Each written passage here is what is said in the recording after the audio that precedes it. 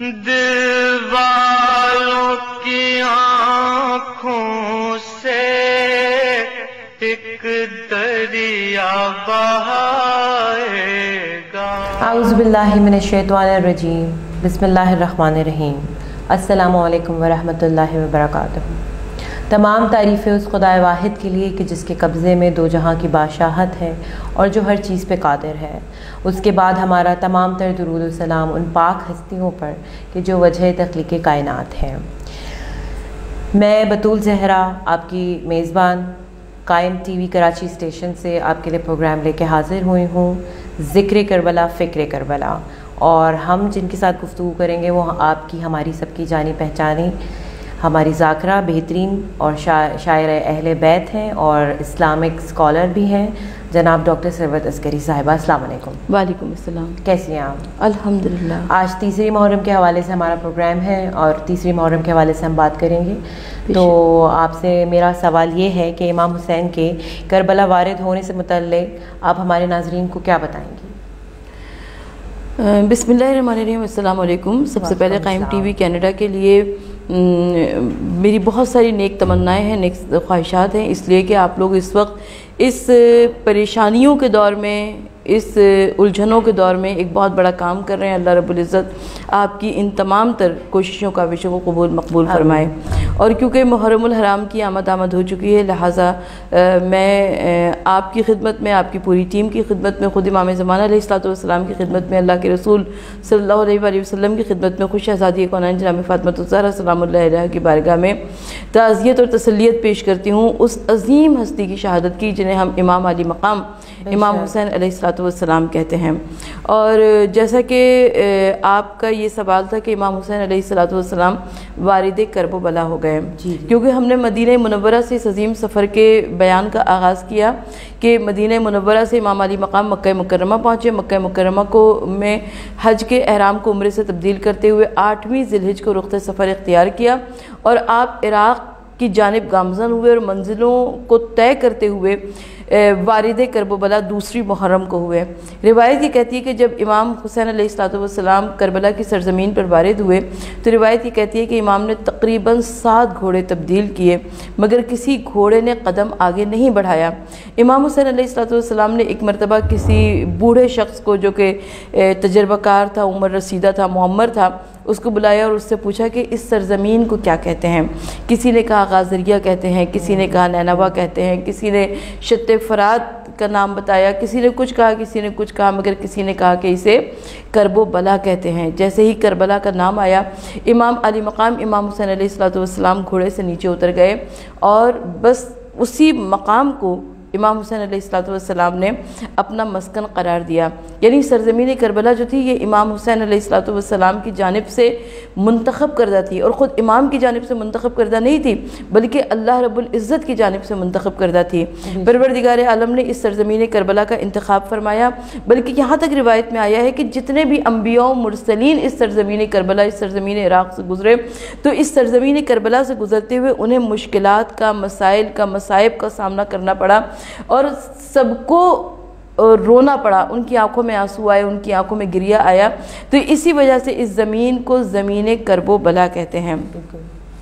بہرحال امام علی مقام امام حسین علیہ السلام نے اس سرزمین کربلا کو منتخب فرمایا اور اس سرزمین کربلا پر امام حسین علیہ السلام نے اپنے خیام کو نصب کروا دیا۔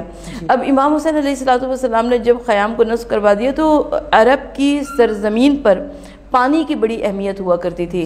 یعنی جب بھی آپ تاریخ عرب کو اٹھا کر دیکھیں، تاریخ عرب کو پڑھنے کی کوشش کیجئے تو آپ کو معلوم یہ ہوگا کہ سب سے پہلے عرب جو تھے وہ ایک پانی کا ذخیرہ دریافت کیا کرتے تھے۔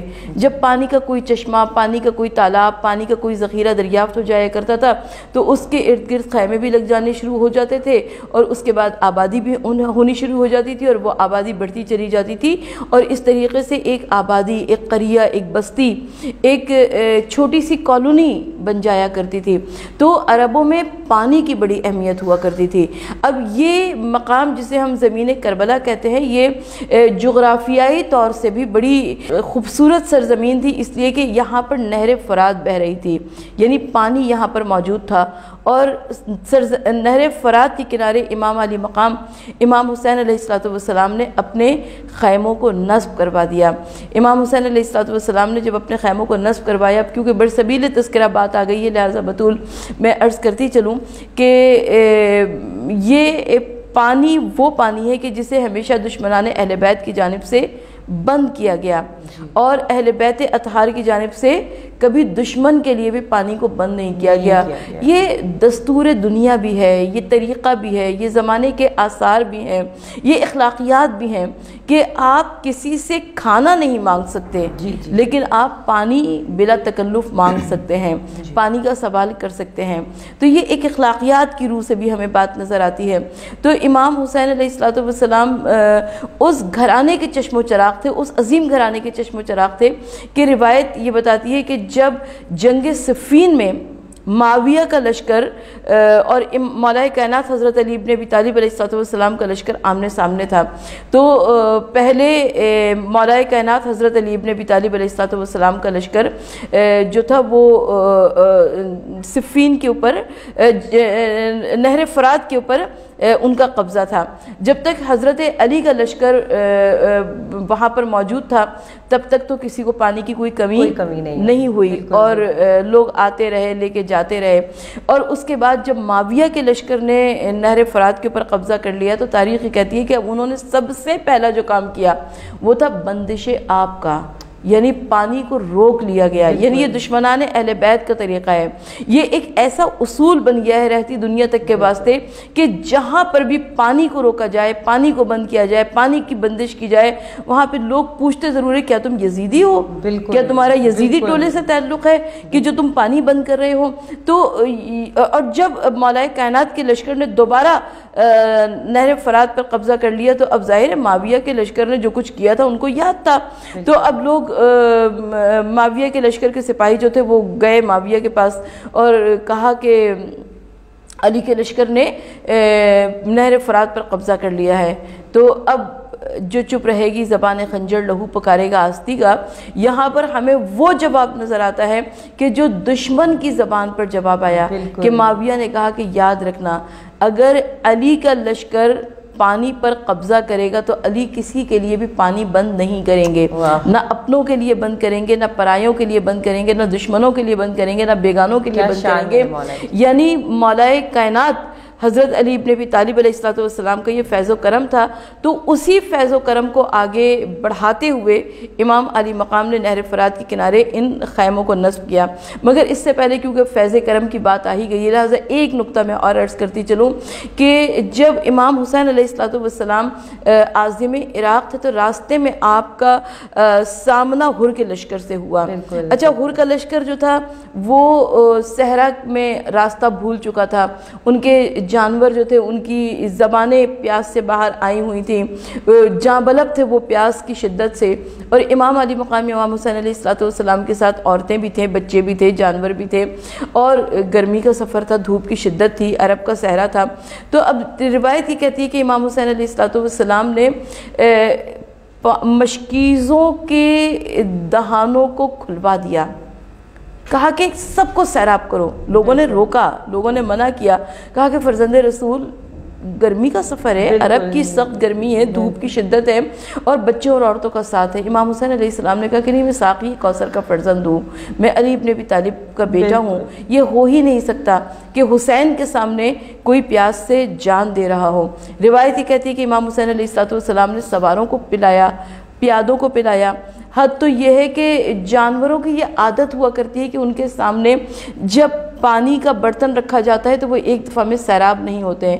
تو امام علی مقام نے اپنے سپاہیوں کو حکم دیا، اپنے لشکر والوں کو حکم دیا کہ کئی مرتبہ ان جانوروں کے سامنے پانی کا برتن رکھا جائے تاکہ یہ سیراب ہو جائے. تو وہ حسین ابن علی جو کہ حر کے لشکر کو سیراب کرتے ہیں، وہ حسین ابن علی مقتل کربلا میں اب فرات کے کنارے اپنے خیام کو نصب کرتے ہیں، اور مجھے یقین ہے کہ انشاءاللہ تعالی امام حسین علیہ السلام کے در سے کوئی پیاسا واپس نہیں جائے گا. بہت خوب، آپ نے بہترین جواب دیا اور بہت تفصیلی جواب دیا. ناظرین، ہم ایک چھوٹا سا بریک لے کے آپ کے سامنے پھر واپس حاضر ہوتے ہیں. کربل کی کہانی جب کوئی بھی سنائے گا، کربل کی کہانی جب کوئی بھی سنائے گا. جینے کے واسطے تو سبھی چھوڑتے ہیں گھر، جینے کے واسطے تو سبھی چھوڑتے ہیں گھر، کچھ اور ہی طرح کی تھی ہجرت حسین کی. وقفے کے بعد ہم دوبارہ آپ کے ساتھ پروگرام ذکر کربلا فکر کربلا میں حاضر ہوئے، اور ہمارے ساتھ آپا ڈاکٹر ثروت عسکری بیٹھی ہوئی ہیں جن سے ہم سوال کر رہے ہیں.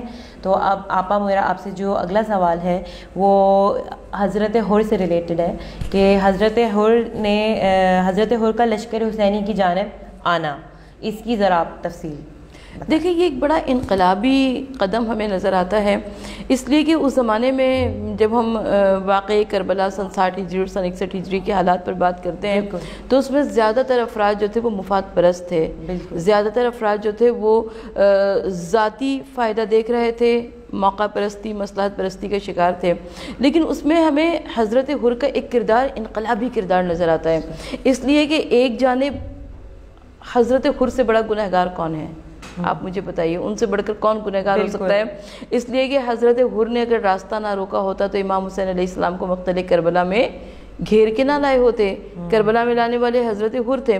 تو یہ ایک بڑا ہمیں واقعہ نظر آتا ہے حضرت حر کا.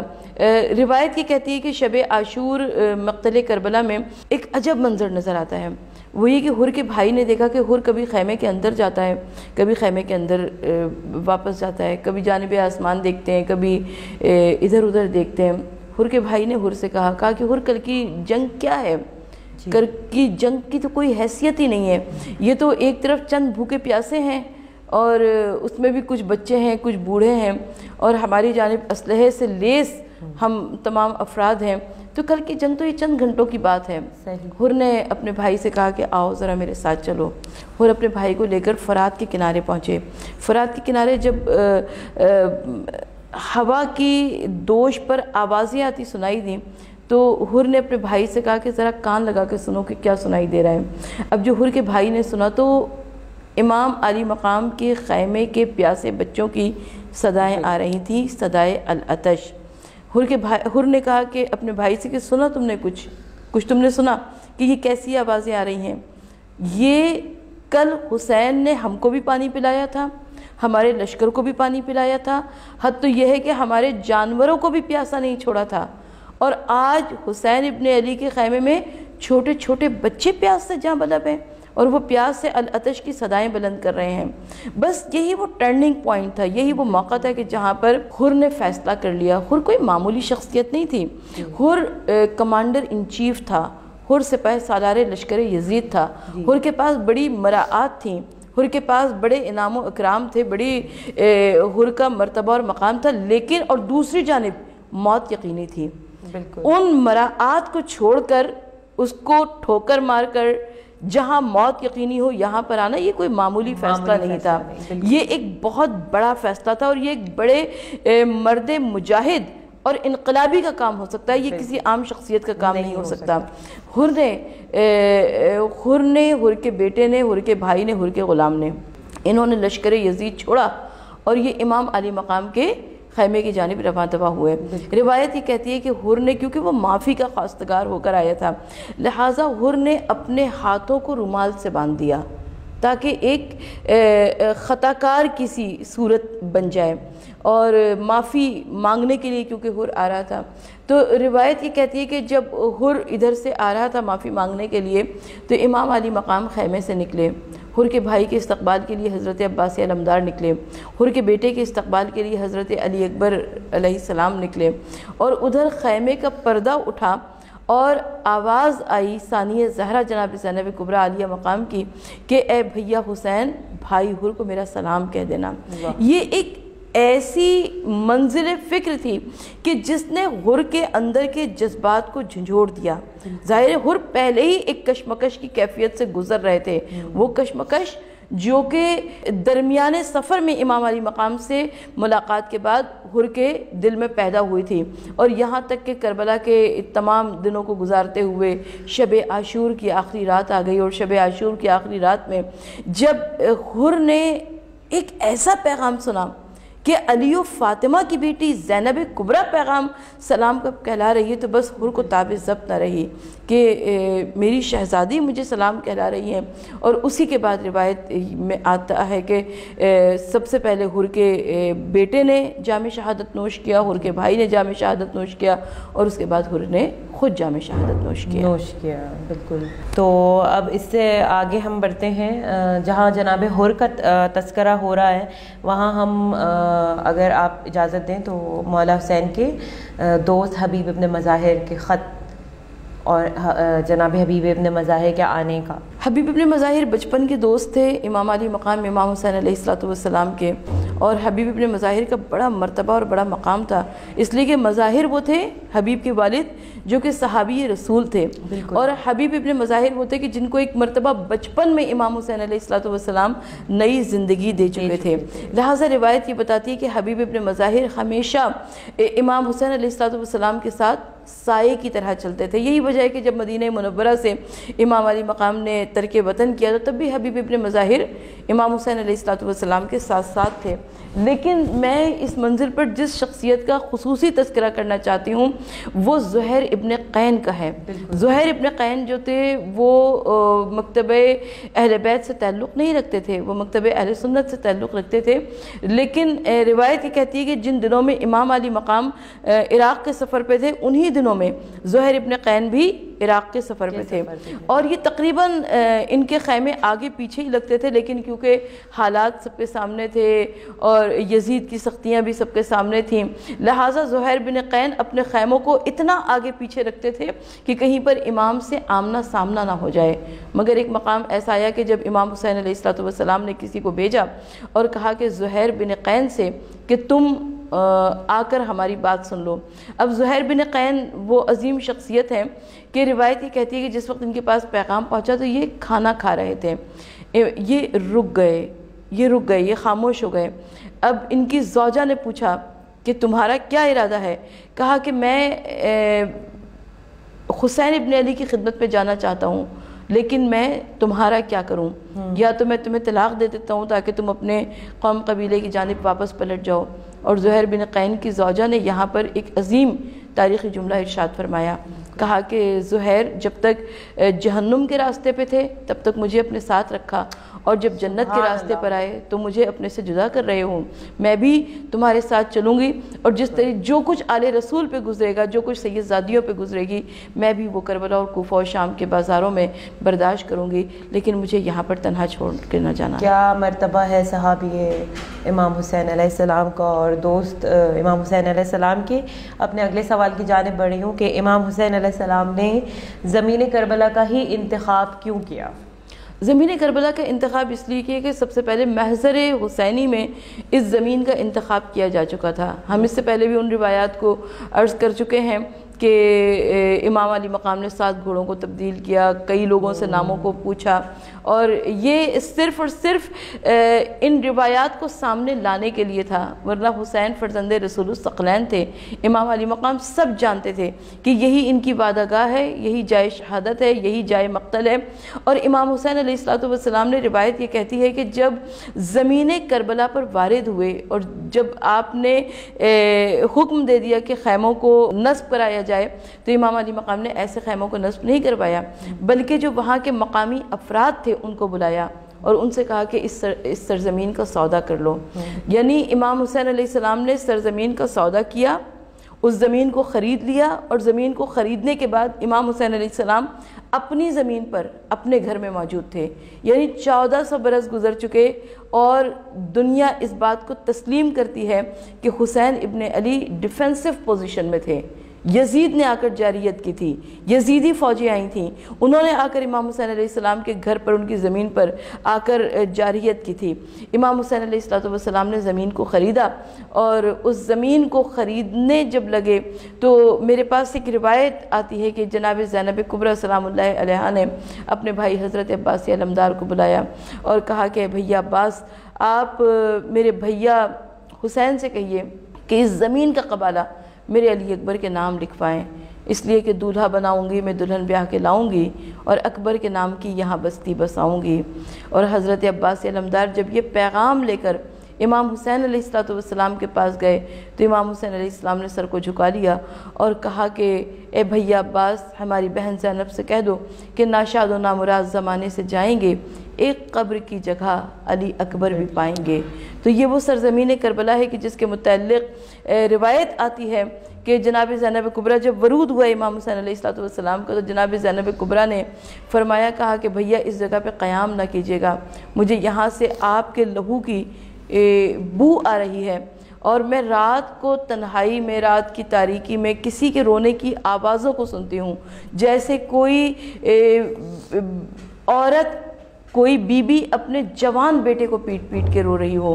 تو اس وقت امام حسین علیہ السلام نے فرمایا، کہا کہ زینب آپ نے پہچانا نہیں، وہ ہماری دکھیاری ماں فاطمہ زہرا تھیں، اور وہ ہر شب کو یہاں پر آ کر ہماری غربت کی، ہماری پیاس کی، ہماری غریب الوطنی کا ماتم کرتی ہیں، اور اے زینب وہ وہی ماں ہیں کہ جنہوں نے ہمیں چکیاں پیس پیس کے پالا ہے۔ کربلا کی کہانی جب کوئی بھی سنائے گا، دل والوں کی آنکھوں سے ایک دریا بہائے